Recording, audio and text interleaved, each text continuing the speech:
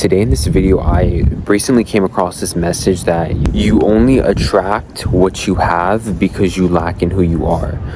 So the other day I was busy doing something, and then I really picked up a message from my subconscious mind, and that was really the message that I received. And long story short, if you want the external around you to shift, you have to shift the mental state of who you are within, because your reality is a projection of your subconscious beliefs. When you edit your identity because you are the creator of your life, that's actually when you can detach and let go of things that are not meant for you, or you can pursue things that are divinely designated in who you are becoming for the reality that you actually want.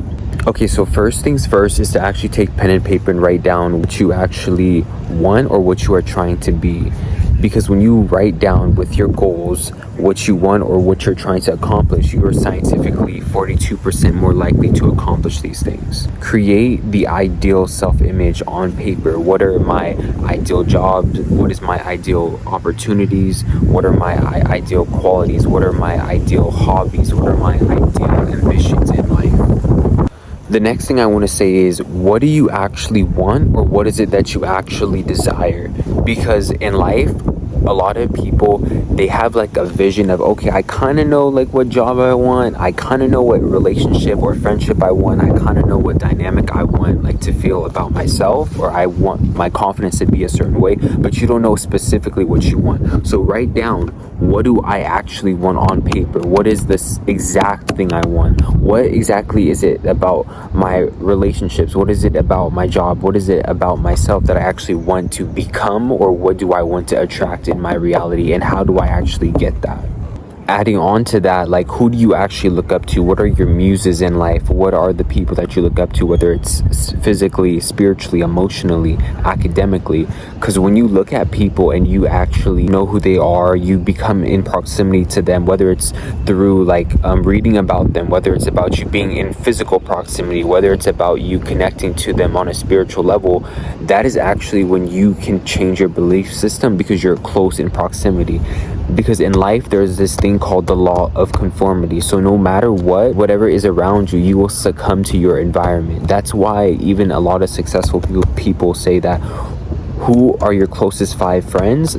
That is a reflection of who you are. Who you spend most of your time with, that is a reflection of what you tolerate, and that is a reflection of your own boundaries and your own perception on yourself. So to actually change what you lack, you have to see, what is it that you want? What is one thing that you can change about yourself? Write down one thing. What is one thing I need to change about myself, and what are solutions that actually work? Because when you actually write down solutions that actually work, you can actually change your belief system on how you can approach that. You can actually make micro goals on how you can stack up momentum to accomplish the solutions that actually can tackle that one thing that you need to change.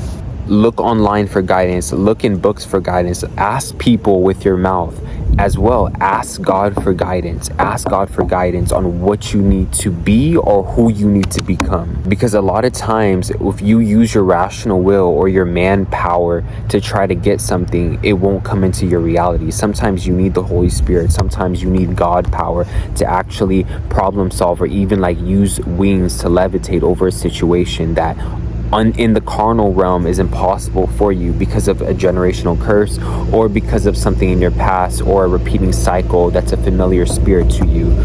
So you have to discover, what is it about you that needs to shift, and how can I take that leap of faith to actually step into the reality that I'm meant to be in. The next thing I want to talk about is, what are your fears?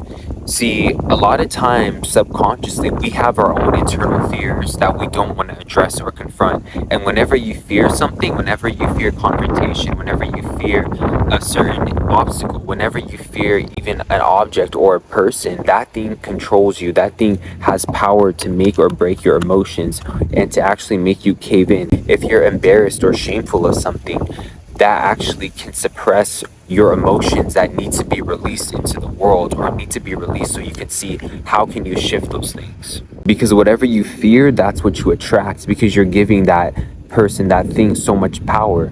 and all your energy is coming towards that, strong energy is coming towards that, then like in this universe, the universe is literally reflecting like, oh, this is obviously what you want because you're focusing so heavily on it. So change that belief system. And how do you change that belief system is by pointing out what is good, pointing out what is grateful, saying out loud, I'm grateful that I'm alive, I'm grateful that I'm healthy, I'm grateful for the friends and family that I have, I'm grateful for the objects that I have in my life, I'm grateful for the things God has blessed me with around. When you start pointing those things out, you actually can attract even more of those things into your life because you're operating and you're being thankful. So whenever you're thankful for something, your brain subconsciously wants to actually find more synchronicities in that direction. So then life will come back to you in whatever it is that you're trying to match, and then those things will stack up. Last but not least, so one thing I want to say is do not joke about your words and do not joke about your success. Do not joke about God or your human relationships, because what you say and what you speak, it's almost as if God reads it or your subconscious mind reads it, and then it creates your life. So basically, if you joke like, oh, why do I always have friends or relationships that do this? Oh, like, God, why are you always failing me? And you start repeating like, oh, maybe I won't succeed at this. So whenever that happens, your brain and your mind literally connect, and it's like, okay, so brain catches your word and it's like, oh, this is what he feels, this is what he thinks. So then you will constantly attract opportunities or things that match that, whether it's negatively or it's positively. So speak positive thoughts, speak positive things, do not speak negative thoughts, because life and death are in the power of the tongue. So your words can dictate the direction of your life. It is that deep, it is that serious. After implementing this knowledge into your reality, it will radiate harmony and joy around you. So I really want you guys to take what resonates in this video and apply it to your life. Please like, comment, and subscribe to this video. Share in the comments what you guys learned, and have a blessed day. You guys like the view? I'm at a pier right now, so enjoying the view. Yeah, God bless you guys. Love you.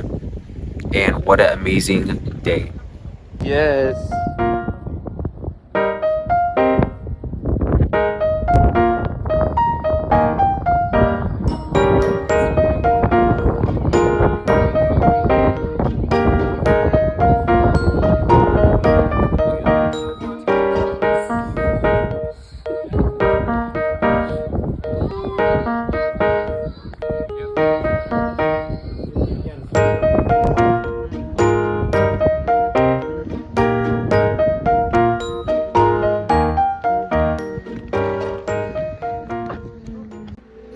So you guys, after watching these vlogs, I just want you to know, make sure to spend time with your family, make sure to spend time with your friends, reach out to them.